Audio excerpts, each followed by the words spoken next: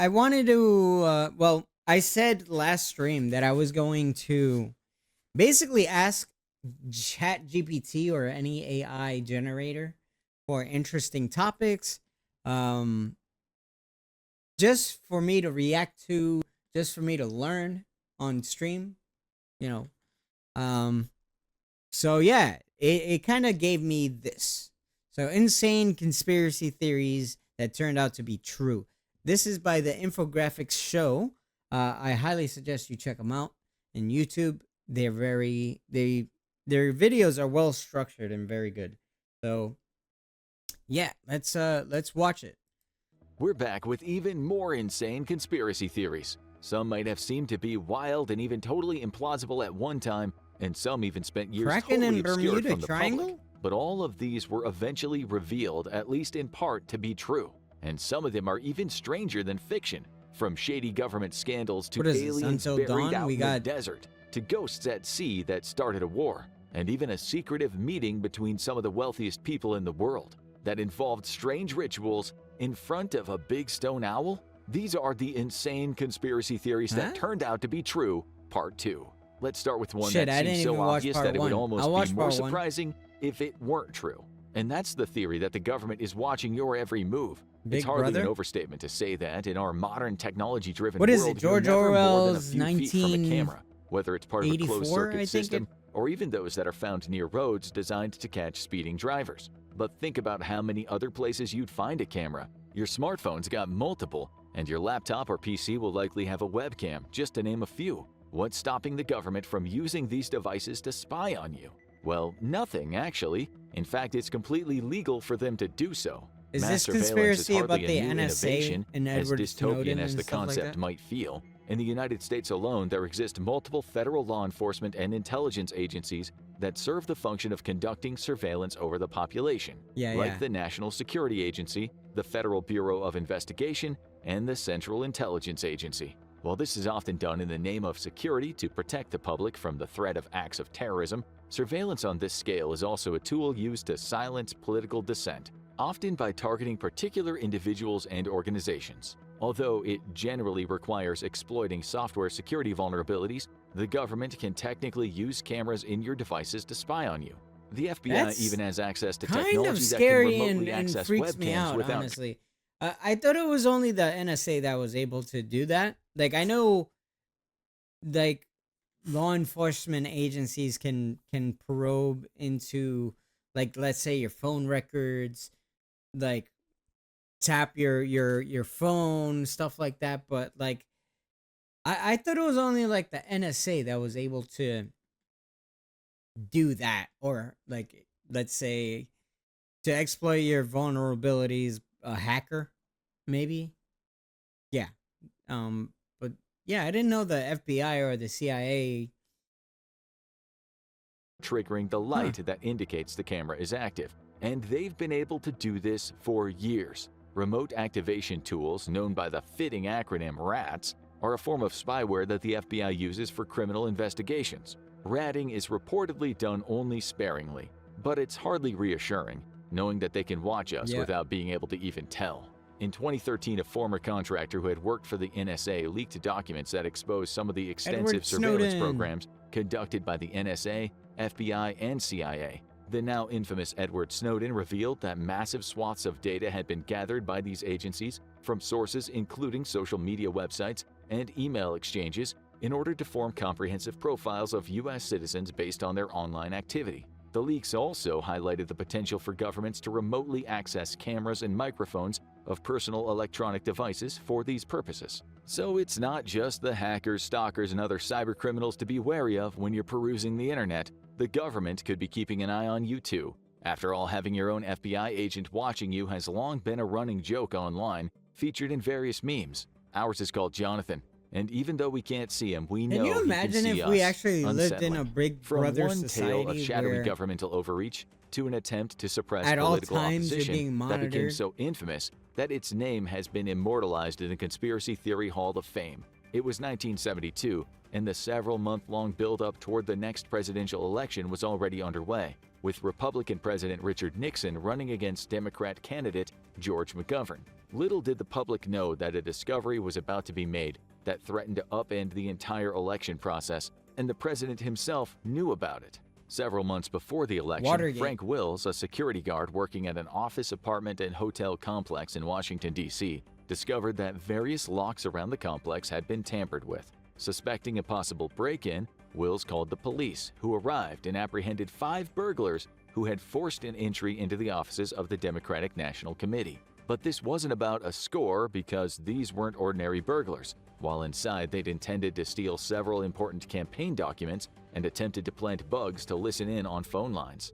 Upon investigation, it was discovered that 4 of these 5 men were former agents of the Central Intelligence Agency and had been involved in actions against Cuban leader Fidel Castro. At the time, though, the press reported that the attempted burglars were Cubans, despite only 3 of them having Cuban heritage. The 5th was a security chief for the Committee to re-elect the President, or CREEP for short. I didn't even know that was conspired with a former committee. FBI agent who is a counsel for CREEP, as well as another high-ranking CIA officer. I mean, you who'd could have recently come been up with a appointed to better the staff of acronym. the White House. Really, As CREEP? this tangled web began to unravel, it He seemed to looks point to kinda one man creepy. being I'm at the gonna be center, honest with you. President Nixon himself. He made aggressive attempts to cover up the scandal and was believed to have even hired the 5 men in the first place. But this did little to prevent journalists from the Washington Post from uncovering his role in the conspiracy. This botched attempt at an act of blatant political sabotage was what ultimately led to the downfall of the Nixon administration, with almost 70 people being he got impeached as a impeached result. for that, right? Nixon resigned from office in 70 people, 1974 that's since crazy. Congress couldn't impeach him if he were to step down. Thus, he avoided facing Oh yeah, he criminal resigned. charges. He resigned. The scandal would I eventually thought he be got named impeached. after the hotel that it started in, the Watergate complex. This Watergate scandal forever changed U.S. politics, leading many Americans to think more critically about their leaders. After all, if the president could use his power to attempt to cover up something like this and get away with it, then it didn't exactly smack of being trustworthy. And if mass surveillance and an administration trying to snuff out its opposition secretly weren't enough government overreach for you, there's an arguably darker conspiracy theory that turned out to be true. One that might have led to thousands of Americans being poisoned by the government.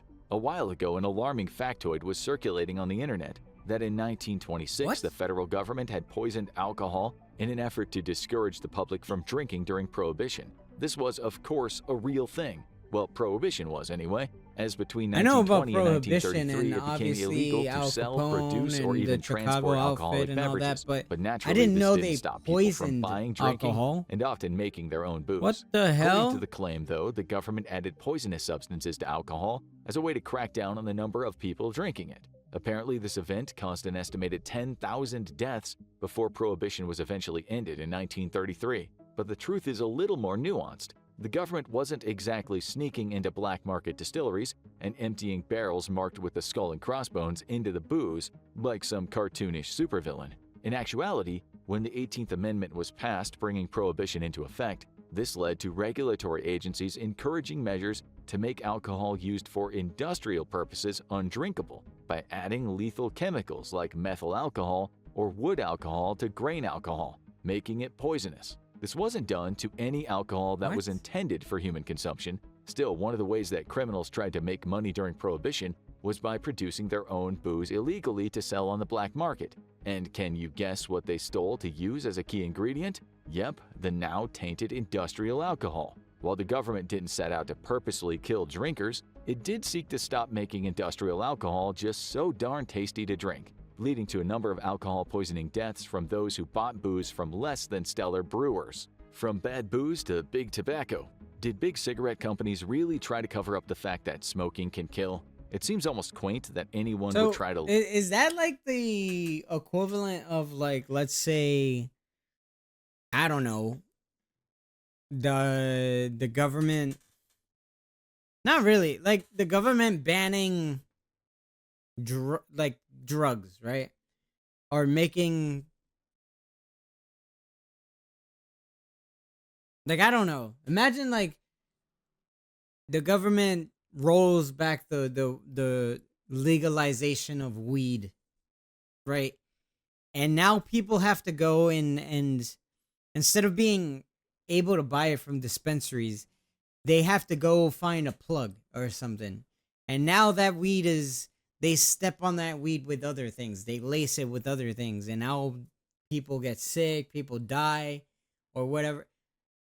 So is that the equivalent of what they did with alcohol back in that era? Because obviously the prohibition was made so that it would limit people from drinking, or basically prohibit you from consuming alcohol. So people went to speakeasies where they would sell alcohol, hidden bars basically. Um but obviously you would have like, it's crazy to think about. Lie about that, especially if you're used to seeing the often graphic smoking Also, yeah, kills PSAs on TV and doctors try to say similarly that unpleasant smoking warnings was on packs healthy of back in the cigarettes days. to Like, dissuade people from what the buying them, hell? or so that the companies making them can at least say they're being honest about it. But back at the beginning of the 1950s, new evidence was emerging that seemed to show an indisputable link between smoking cigarettes and developing lung cancer. Naturally, people knowing your product is deadly can be pretty bad for your business, never mind the moral and ethical implications of it slowly killing your customers. Tobacco companies had their bottom lines to worry about. As a result, they released a frank statement to cigarette smokers in January 1954, an advertisement campaign designed to dispute the recent scientific studies that linked smoking with its dangerous effects on people's health. The tobacco industry's campaign was intended to Now cast they're uncertainty forced on to recent put on the scientific label, findings like on and not the only sway packaging, consumer that opinions on it smoking, causes but also cancer, undermine or efforts by regulatory bodies to impose better guidelines on cigarette companies. These then could have led to better standards and practices, potentially even making cigarettes less addictive and thus reducing the risk of causing further cases of lung cancer. The entire industry spent decades using PR strategies to knowingly deny the link between smoking and its serious negative health impacts, including refuting the scientific evidence that connected smoking with increased lung cancer cases in the USA and UK, misleading consumers into believing their products actually had benefits to their health, refuting the potential harms of inhaling secondhand smoke, claiming that nicotine wasn't addictive, and large cigarette corporations even established organizations designed to produce their own research that specifically aligned with the claims they made, all while knowing that smoking does kill in the interest of protecting their profits over public health. From no smoke without fire or potentially fatal illness to suspicions of a conspiracy within the world of sports, accusations of cheating, bribery, and rigging have been present in every major league for every sport in history, from football and basketball to even the boring stuff like fishing. But if hidden weights and frozen supermarket fish fillets stashed in prized catches prove anything, it's that sometimes these accusations are warranted. This was revealed to be the case with the Black Sox scandal. In a pivotal championship bout of the 1919 World Series, American League champs, the Chicago White Sox, were playing the Cincinnati Reds, champions of the National League. Over the course of a best-of-9 series, the Cincinnati Reds beat the White Sox 5-3, that's crazy to crowning think that them the winners World of that Series year's was, World Series. But almost immediately after, rigged. rumors of an organized conspiracy among the members of the Chicago White Sox began to spread. 8 players in particular were accused. The 2 pitchers, Eddie Chicote and Claude Lefty Williams, the team's first baseman, Arnold Chick Gandil, shortstop Charles Swede Riceberg, the Sox third baseman, George like Buck half Weaver, of the team 2 were outfielders in it. including power hitter Shoeless Joe Jackson and Oscar Happy Felsch, as well as an infielder named Fred McMullen. And yes, those are some of the best 1920s nicknames we've ever Wasn't heard it like too. Arnold Although the suspicions of Rothstein conspiracy among those players died down as the following year's season started, in September 1920, a grand jury began to investigate the allegations, particularly as they pertained to gamblers invading the sport of baseball. 4 of the accused players, Eddie Chicote, Lefty Williams, Happy Felsch, and Shoeless Joe Jackson, admitted that they threw the 1919 World Series in exchange for bribes. Court records suggest the players received between $70,000 and $100,000 for the obvious loss. do you think? However, following a public trial in 1921, the indicted players were acquitted thanks to insufficient evidence. Suspiciously, the original confessions from the players had disappeared from the grand jury's files. All 8 of the now dubbed Black Sox were subsequently banned for life from continuing to play professional baseball. Jumping from the Black Sox scandal to Operation Snow White, did a crazed cult really try to scrub any unfavorable reports about them by sending out thousands of undercover agents to infiltrate government agencies? Well, if you know anything about the Church of Scientology, their questionable belief system, and their allegedly abusive practices, then this might not come as much of a surprise. We're not looking to sully the good name of Mr. Tom Cruise here at the Infographics Show, But if you're allegedly part of a cult that allegedly has a torture chamber out in the California desert, then maybe it's not surprising that your ex-wife Katie Holmes and her daughter would start to think twice before hanging out with you. During the 70s, the largest infiltration of the United States government in history took place. However, rather than coming from outside forces like opposing nations or even an invasion of body snatchers, it came from within the U.S. Covert agents from the Church of Scientology enacted what became known as Operation Snow White, wherein they installed wiretaps, stole documents, and used various other criminal means in an attempt to destroy anything bad about them and their founder, L. Ron Hubbard, on record. You know, the exact kind of thing you would do if your organization is entirely trustworthy and totally has nothing to hide, right? Or Richard Gaining access Nixon, to the likes of the IRS, the DEA, just foreign learned about embassies, and a the total of Watergate 136 government agencies, the Scientology agents' other primary goal was to protect the church's tax exemption status in order to avoid them having to pay millions in taxes. The U.S. government wasn't about to stand for this, however, and retaliated by sending 156 of their own agents on organized raids of various locations linked with Scientologists, uncovering evidence of the cult's illegal actions against the government, as well as other entities they perceived as enemies of the church. In December 1979, 11 high-ranking figures within the Scientology cult, including L. Ron Hubbard's wife, Mary Sue Hubbard, were arrested and received 5-year prison sentences. Hubbard himself managed to evade facing legal consequences for Operation Snow White. However, he would end up spending the remainder of his life in hiding from the authorities, considered to be an unindicted co-conspirator for his hand in having members of his cult infiltrating the U.S. government. From the weird things Scientologists do to some of the weird things Scientologists would probably believe, what's all this about evidence of extraterrestrials being buried in a desert somewhere in New Mexico? Believe it or not, this one is completely real. That video game adaptation of E.T. the Extraterrestrial for the Atari 2600 was so infamously bad that it's widely considered to be the worst video game of all time. The game was such a commercial failure that Atari took drastic measures, burying hundreds of thousands of unsold game cartridges in a landfill in New Mexico. The total number, as verified by Atari officials, was around 700,000 ETs discarded in the mass burial site until 2014, when the New Mexico government, alongside companies like Microsoft, worked to excavate a fraction of the abandoned alien life, around 1,300 cartridges. Okay, you got us. We cheated a little bit with that one. You were probably expecting us to talk about actual buried aliens, in New Mexico of all places, as if that would happen. But indeed, little green or gray men and flying saucers have long been a mainstay of conspiracy theories. For several decades, the idea of these outlandish theories even being proven to be true seemed beyond the realm of possibilities, no matter how many X-Files posters in college dorm rooms urged us to believe that the truth is out there. That is, until 2023, NASA released information pertaining to their findings on what they called unidentified anomalous phenomena, or UAPs. Moving away from the popularized UFO, or unidentified flying object, the UAP program used to refer exclusively to unidentified aerial phenomena, but it was brought into a more general term for objects detected in the air, sea, or in space that defy an easy explanation. Why do I feel like it was how it would be researching? It was more of a phase, pretty much, like during in recent times, because you would always hear about UFOs and oh yeah, aliens are real, or oh, Bigfoot this, Bigfoot that, blah blah blah, Bigfoot sighting. But during this time, I remember seeing what was it, the military personnel, oh, they were tracking a flying saucer or a UAP, whatever you call it. There was other countries claiming that they had the cadaver of little mini aliens, stuff like that, and now you don't really hear much about aliens anymore. I feel like it was a little phase.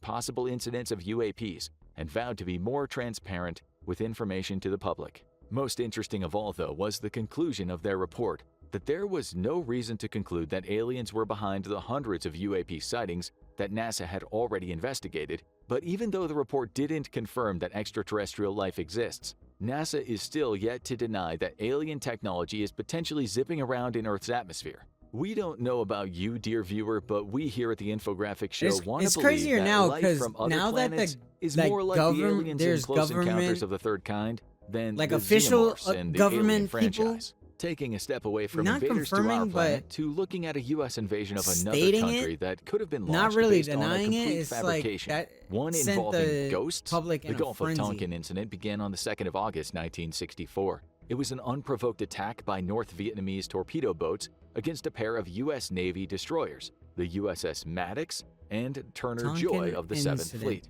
The crew of the Maddox, who had been involved in an intelligence-gathering mission, found that they were being approached by North Vietnamese torpedo boats and fired warning shots. The torpedo boats returned fire. A firefight broke out between them. Damn, they played After calling in Battleship, air support from a And- nearby and aircraft carrier, IRL. the Maddox could ward off the attacking Crazy. boats, and the Turner Joy was sent to provide reinforcements. Then, 2 days later, the U.S. intercepted North Vietnamese communications that led them to believe another attack on their destroyers was being planned. Or at least that's the story presented to Congress by the National Security Agency. On a stormy night, both the USS Maddox and the Turner Joy were reportedly tracking multiple unidentified Bro, vessels friendly that were fire, rapidly bruh. approaching their positions, coming from different directions, and that these boats were somehow impossible to lock onto. Still, both ships fired upon what they thought were more torpedo boats and called in more air support. Yet, planes flying at low altitudes could see no signs of enemy ships. Still, the seemingly ghostly vessels and unproven attacks led Congress to pass the Gulf of Tonkin Resolution, which opened the floodgates for the direct involvement of the U.S. military in the Vietnam War. However, there was a striking lack of evidence that the allegedly unprovoked attacks even happened. The Tonkin ghosts were thought to have been false radar images, with North Vietnam's military commander, Vo Nguyen Giap, revealing that there had never been an attack on August 4th. It had all been an excuse by President Lyndon B. Johnson's administration for the U.S. to expand its war against North Vietnam. The Gulf of Tonkin incident was hardly the only maritime incident that officials went to great lengths to cover up. One that occurred in 1989 actually led to the deaths of 47 U.S. Navy crewmen, with the Navy attempting to use thinly veiled homophobia to smear one of the victims who lost his life. Aboard the battleship, the USS Iowa, That's in the crazy. Caribbean Sea, off the coast of Puerto Rico, a live fire exercise went drastically wrong. An explosion occurred in the number 2 16-inch gun turret, emanating from the center gun room. The blast was so devastating that it not only damaged the gun turret itself, but far worse, it claimed the lives of 47 crewmen.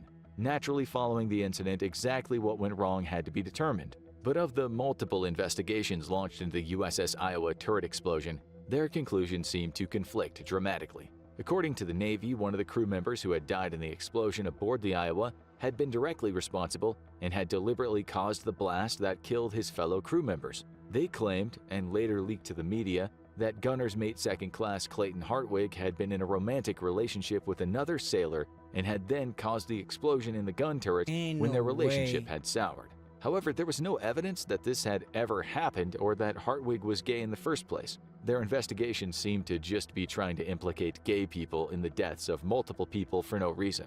Stay classy, U.S. Navy. When the media around the victims' families disputed the Navy's findings and the U.S. Senate and House Armed Services Committee held inquiries into those conclusions, the Government Accountability Office, with the help of Sandia National Laboratories, were then asked to conduct their own investigation. Did they uncover some secret ploy by a gay crewman to enact an explosive murder self-destruction? They could have Of course sued they for didn't. that, right? Instead, a technical examination revealed that an excess of powder bags used in the gun's turret breach had been rammed in at a higher speed than it was designed for. The powder had then ignited 'cause during isn't loading, that, like- resulting in the explosion. The I don't Navy know. even conducted Didn't a they test claim, like, proving that an excess of defamation powder or- was more likely to blame for the disastrous I don't know. detonation. These new findings prompted the U.S. Navy to reopen the investigation. However, they still refused to accept accountability for any wrongdoing, despite reports from the GAO and Sandia.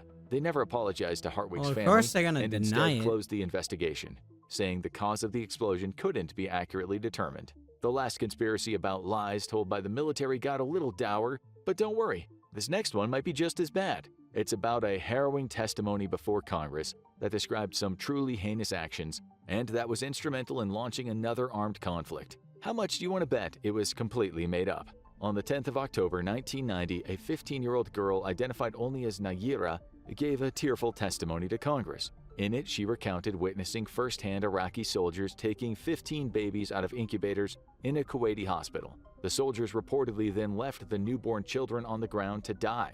This had been following the invasion of Kuwait by Iraq, which marked the beginning of the Gulf War. Nayirah's testimony was widely publicized, and we do mean widely. It aired on 700 TV stations across the USA, with then President George Bush Sr. repeating the story almost verbatim at least 10 times in the weeks following, all to sway public opinion in favor of the Gulf War, justifying the US's position in backing Kuwait. Stop us when you figure out the twist in this one. The testimony by Nayirah was completely falsified. Although it hadn't been revealed to the public, her full name was Nayirah al-Sabah, the daughter of the Kuwaiti ambassador to the United States, Saud al-Sabah. Her falsified testimony had been orchestrated by an American public relations firm, Hill & Knowlton, as part of the Citizens for a Free Kuwait campaign on behalf of the Kuwaiti government. Paid the the CIA consequences, had even requested that Nayirah receive acting lessons before she testified before Congress. Amnesty International initially corroborated the story about the supposed killings, but it was later discovered that while some patients, including prematurely born babies, did die when Kuwait nurses and doctors fled during the Iraqi invasion, the troops had at no point stolen hospital incubators or intentionally left children to die. In response to the findings, there were subsequent accusations made against the Bush administration for attempting to manipulate the international human rights movement through the use of atrocity propaganda. As you've no doubt learned throughout this video, in the last part, the United States government is pretty much the undefeated world champion regarding conspiracies and cover-ups. What can we say? It's something we're just so darn good at. Ready for another one? Of course you are. Let's turn the clock back a few decades. The 50s and 60s were a crazy time for conspiracy theories. In fact, you could argue that much of the public fascination with conspiracies came into its own. 60s, exposing the top-secret things the government doesn't want you to know became something of a national pastime. And one of the craziest of all was codenamed Operation Northwoods. In 1962, officials within the U.S. Department of Defense had proposed a false flag operation that would see the Central Intelligence Agency carrying out acts of terrorism against American citizens on American soil. Additionally, on the hit list were military bases in Miami and Washington, along with plans to destroy U.S. ships, as well as refugee boats coming into the states. There were talks of hijacking planes and planting phony evidence to implicate someone else in these various acts of terror. The big question is, why would the U.S. government want to attack Americans? That was my To make them question. afraid of communism. Oh, of course. A few years earlier, in 1959, Fidel Castro had come to power in Cuba. He allowed communists to form part of his new government, improving relations between Cuba and the Soviet Union.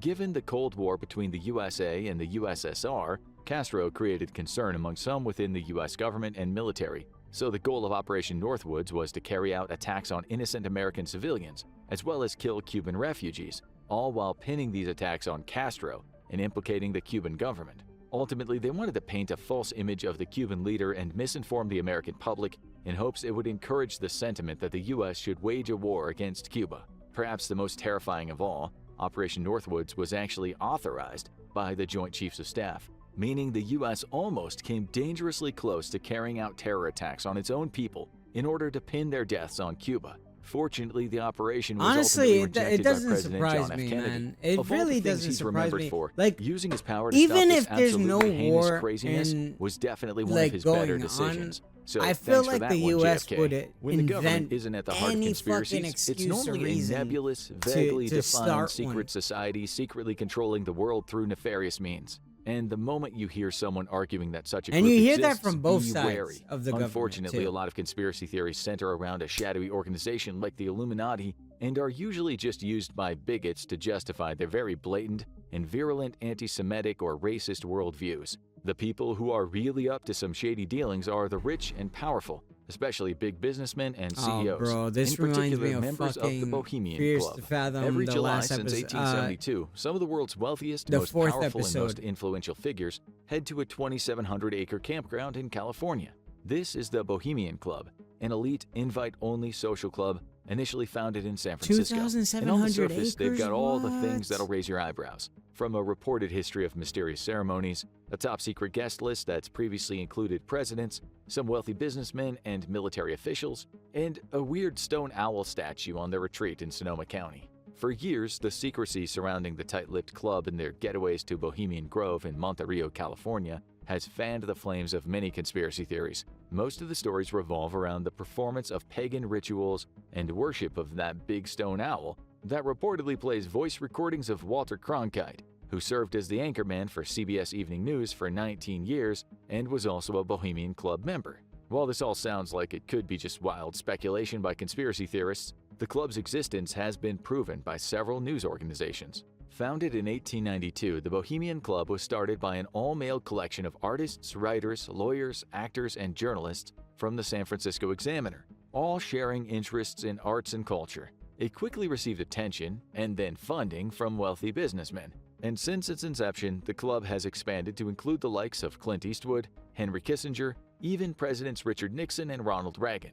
Even in the modern day, the Bohemian Club maintains a reputation for having predominantly the richest and most politically conservative men in the United States. However, they weren't all gathering around an owl to perform human sacrifices or coordinate their efforts to maintain control of the world. Since its founding, the Bohemian Club has held regular gatherings for members, allowing them to socialize, drink, and enjoy theatrical and musical performances. They inhabited various temporary locations in their early decades before establishing a permanent if they're not headquarters doing that in the type of fucking 1930s shit, over it's on not Taylor that type Street of cult, in then. downtown San Francisco. They also host an annual summer retreat to Bohemian Grove, which is when things tend to get weird. Robed figures are reported to sacrifice an effigy to banish all the worries of the gathered members. From there, things just tend to descend into a lot of drunken debauchery. Really, the Bohemian Club is just an excuse for some of the wealthiest figures to act like a group of stereotypical frat guys. What happens in between is still a question many conspiracy they're not theorists hurting and anyone, people alike though, ask. right? Want to know more? Check out insane conspiracy theories that turned out to be true,